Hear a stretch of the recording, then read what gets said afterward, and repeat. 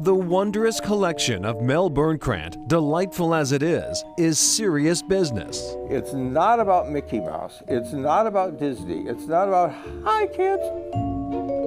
This is Americana, and this is great art. This is an art movement. Burnkrant might be pleased to know a new generation is taking up his cause, magenta-haired and man-bunned as they are. For the uninitiated who walk into Clutter, how do you describe this place? We're a gallery that shows designer toys, which are basically toys for adults. At the Clutter Gallery, toys are art. Co-owner Josh Kimber. The really cool thing about Clutter is that we're an international brand. People buy our work from Paris to South Africa to China. We ship all over the world. Clutter Gallery shows work by a range of artists, sometimes collaborating on making limited editions as well.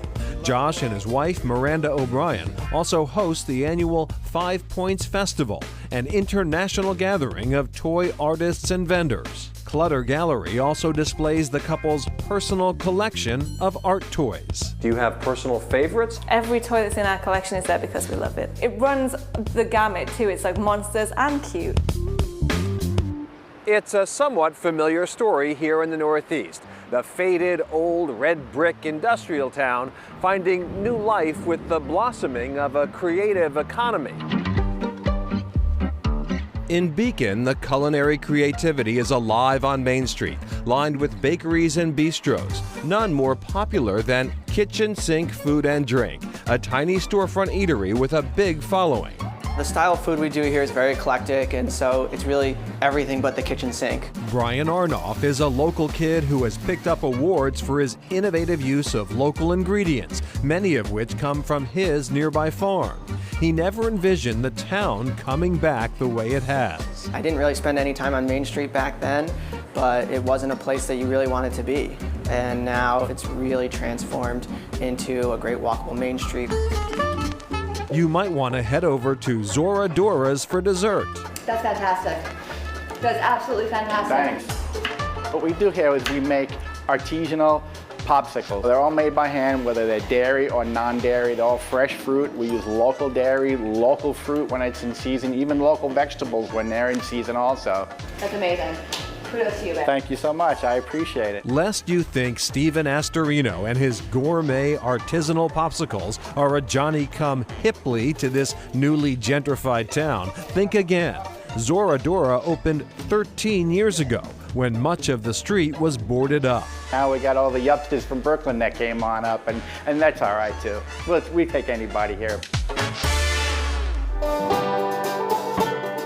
Over at the local hangout, Dogwood, the Breakneck Ridge Review is busting into high gear, and the rhythm guitarist might ring a bell for Bostonians. I had the great pleasure of being the director of the ICA for almost a decade, back in the old days.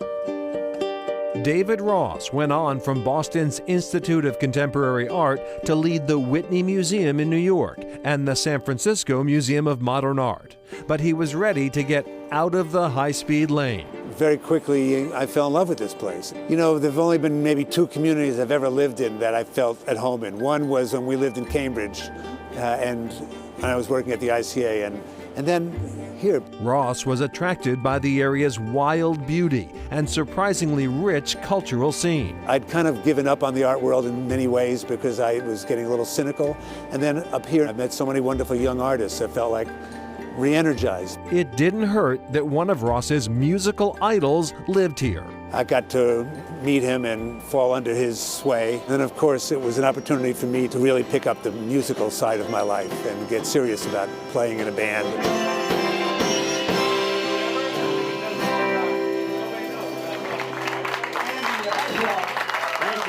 Ross's musical idol, Pete Seeger. More to come on his ongoing effort to honor the late folk legend.